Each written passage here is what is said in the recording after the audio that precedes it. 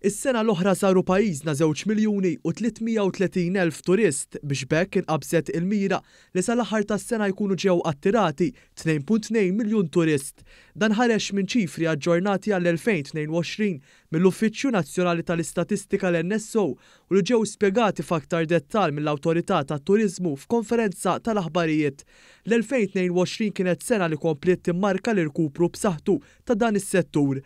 Fil-fatt meta mqabbel mal-aqwa sena t-turiżmu f'pajjiżna, jiġifieri l-2017, pajjiżna rkupra 83% tat-turisti.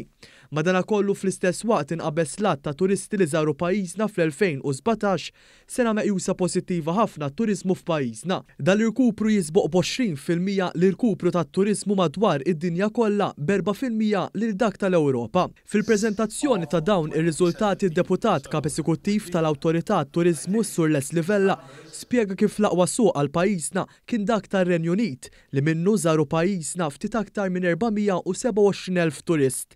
Isegwi hemm is-suq Taljan bi kważi 398,200 turist.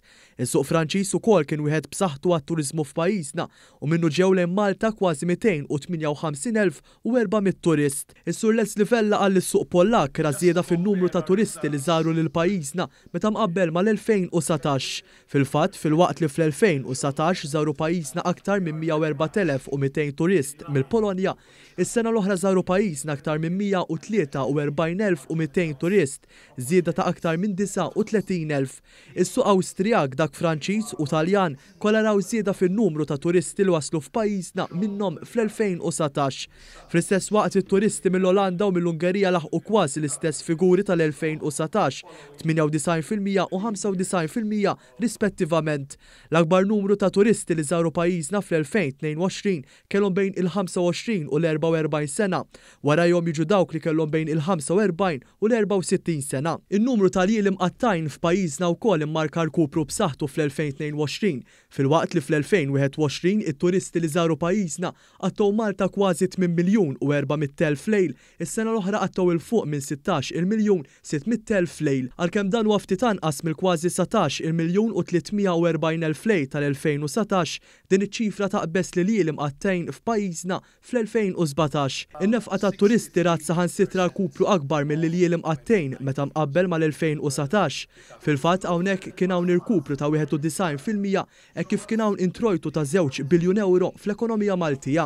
Ħaqna il-livell tal-2017 mela bażikament bil-ċifri li rreġistrajna s-sena l-oħra, issa ġejna qisna qegħdin fil-livell ta' turiżmu li konna il-ħaqna fl-2017 kien fadal sentej ta' rekord ta' tkabbir rekord fit-18 u 19, imma s-sinjali huma li din l-accelerazzjoni fl-irkupru tat turiżmu ħadd kompli tirranka u għal din is-sena għandna nistennew tkabbir iktar sabiex nkunu viċin ħafna ta' fejn konna fis-sena rekord kemm fin-numru ta' turisti kemm fin-infiq tagħhom kif ukoll fl-iljieli li qattaw fostna. Il-Ministru għat-Turiżmu Clayton Bartolo saħaq li dawn ir-riżultati jissimbolizzaw ir-reżiljenza profonda li kellu s-settur tal-ospitalità lokali fi żminijiet ta' sfida u għażiet jgħid li l-pass li jmiss huwa li s-settur tat-turiżmu ikun ibbażat iżjed fuq is-sostenibilità. Irridu naraw li jkollna turist ta' kwalità ogħla u li jħalli iżjed flus pajjiżna.